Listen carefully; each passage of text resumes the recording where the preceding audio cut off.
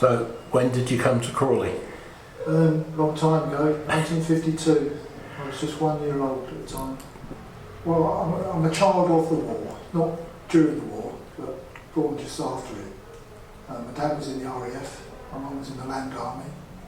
They met up in Norfolk, we got married, and I was born as a result after my brother. But after the war, my dad had to find another career, and there were lots of jobs going on in new industrial estate that was being built. Yeah. And he came down with a firm called General Precision, which later turned into Redifon, and spent a lot of his time working for them. So that's why we came down. But also because we got a new house. Which was where? Well, it was supposed to be in Langley Green. On the day we were moving down, we were all in the removal van. I can't remember this because I was only one. And we turned into Martyrs Avenue where we were supposed to be living, and the house was only up to the ground floor windows. Wow. But the man in the removal van said, "Oh, don't worry, Mr. and Mrs. Leake, I'll take you to the town hall, the town council offices," which is where we're sitting now. Oh, right. In those days. Yeah. And they'll sort you out. And my mum and dad went in there and explained the situation, and the lady said, "Oh, come with me to Three Bridges." So we went over to Three Bridges in the van to Prior's Walk, which is just behind the college now, and said, "Which one do you want? Which house do you want?" Completely empty street. Oh, wow. Yeah, and that was my childhood home. Wow. I've lived in Crawley ever since, except for 1 year when we moved to the seaside. I had a lot of fun. My mum and dad and my wife's mum and dad all died in the space of 2 years, and we thought, let's go and move by the seaside, let's do it now. We went down to the seaside and we moved back within a year because all our family was in Crawley, and we realised that we belonged in Crawley, so that's why we came back. The reasons why, most of all to do with my dad. Yeah.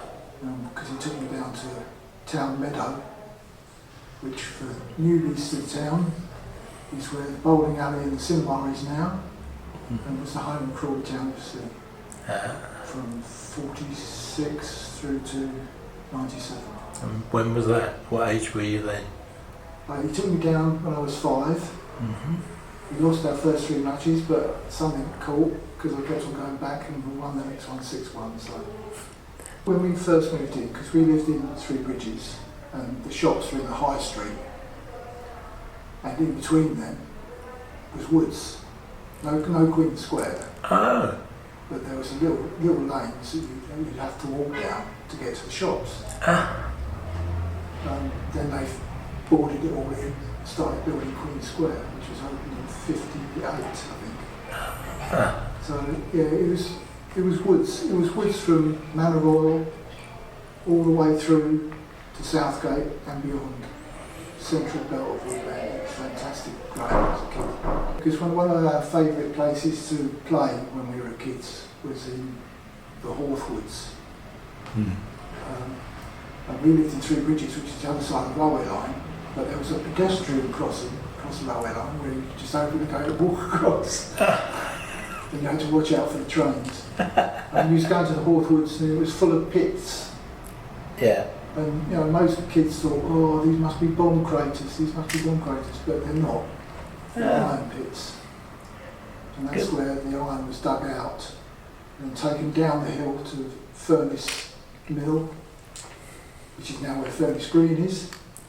And that's why the pub is called the Charcoal Burner, because that's where we used to burn the charcoal to make the iron. Yeah. What schools did you go to? I went to Three Bridges Infants and Middle School. Saw the Queen there in 1958 when she came to open Queen Square. Found a picture of myself only just recently waving to her as she left the school at Three Bridges. And then natural progression from there was Hazelwick. Really enjoyed it until the last year, which was my first year of sixth form. But girls and football got in the way of my studying, I'm afraid. So I went and got an apprenticeship. Whereabouts? That was on Manor Royal. It was with William Suggs. Yeah. If anybody knows who William Suggs is, if you know the big glass lights that appear outside the House of Parliament, the bulb type lights, Yes. gas lights, that William Suggs used to make them, and then they ventured into central heating to keep up with the times. But when they moved up to Newcastle, I didn't want to do that. So I stayed down here. After several different jobs and redundancies, I ended up at Reading Fusion Simulation and lasted there for 15 years. It's quite a before while. being made redundant again, third time. But I then went into teaching. Used my engineering background to teach technology to kids. Which schools? Well, the first one was in Kent, because you have to take the first job you're offered Yes. as a teacher. But then I soon got back to teaching in Crawley, which was at ICC. Then at Oakwood in Hawley. Then I moved to Oriel High School when it was first built in Maidenbower. And I retired from there as a full-time teacher in 2010, and that's when we moved to the coast, but we were soon back. Did some supply work just to keep the pension going. Worked for a football club for a little while in the youth academy. That must have been fun. It was fun, very, very traumatic though, because you see all these kids coming in full of dreams of representing their town and going on to Bigger things, yeah. and then after a year and a half it folded. Oh, So no. that was the worst part of the job, having to ring up the parents and say, you've got to find another club for your son. But after that, I saw an advert for a cover supervisor for Holy Trinity School, also in Crawley. Went there, spent another 5 years there. Really enjoyed that. Then I volunteered for Crawley Museum. Yep. And I hated history when I was at school, absolutely hated it. But coming to Crawley Museum was reawoken my interest in it and finding out about Crawley. Because for Newtown people, and for people post Newtown, they think it's a modern place. It's not a modern place. It's got lots of history going back to, 1200 before that. Yeah.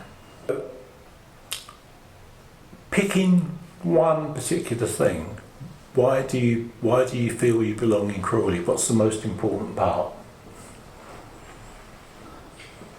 Put you on the spot.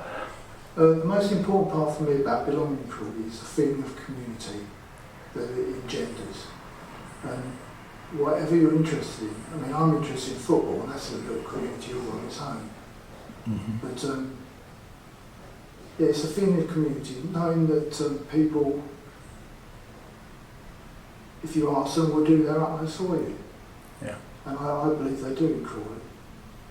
I mean, there's obviously going to be bad apples in every town, but I think we've got a very good bunch of apples here in Crawley. I think I agree with you. Anyway, Steve, thank you very much indeed, sir. Thanks. Much appreciated.